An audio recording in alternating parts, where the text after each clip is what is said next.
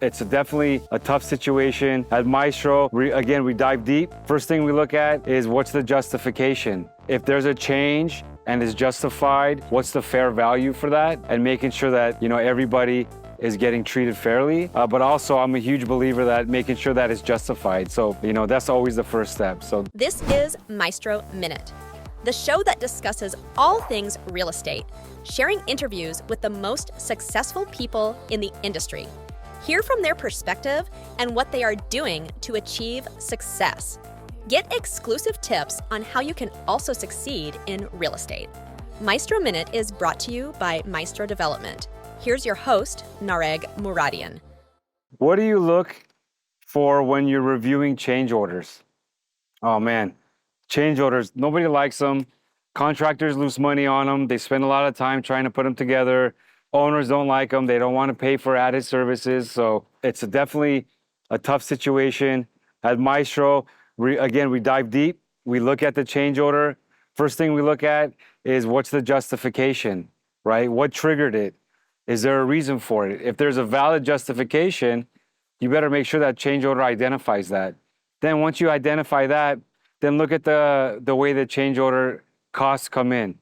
Is there labor involved? Is there material, equipment? Is any of that part of the original scope? Or is it all an added service? There could be a potential credit that the contractor hasn't provided you. So take a look at that.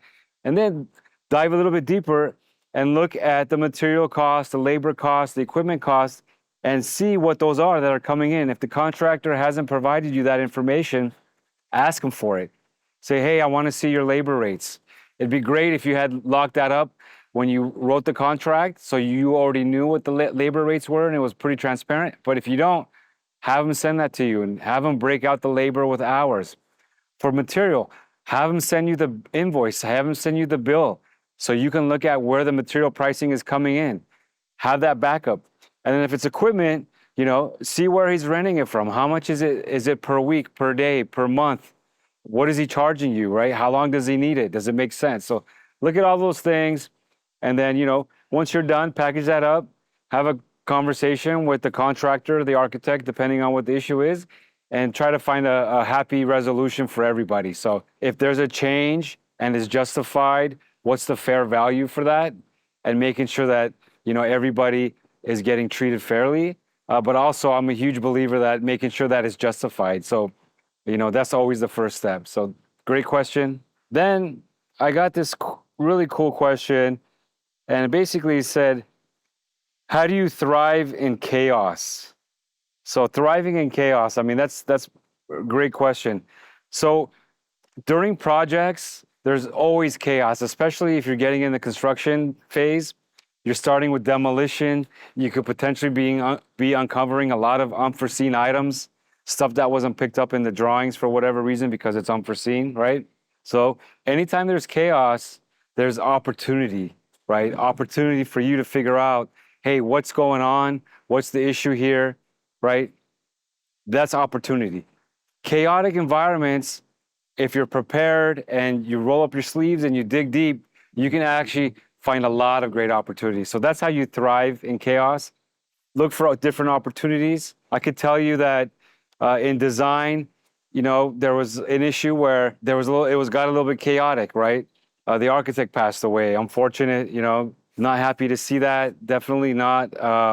So, the project had to get replaced with a new architect. So that takes time. There's an opportunity there for you to bring in another architect and get them prepared and get them back on the project. So that's one example. Had another opportunity where got a little chaotic. The project was behind schedule. There was a lot of unforeseen items, and found the opportunity to really dig deep and see, based on these unforeseen items, how do we address those and what do we need in the original scope or don't need? And how do we adjust? So thriving in chaos, find the opportunities, don't freak out, just sit down, buckle down and look at the details and get a good understanding. I just wanted to make a special note, just end the podcast here with making sure that you take time and you appreciate the process, right? Projects will come and go. It's about the people and the relationships you're building. So really appreciate the process. So, you know, take a minute, whether it's on the job site or whether it's, you know, a personal project, and just appreciate what you're going through, what you're building, what you're designing, and, you know, take a look and be proud, you know, and self-reflect, see what improvements you could make. You know, it's super important on big projects.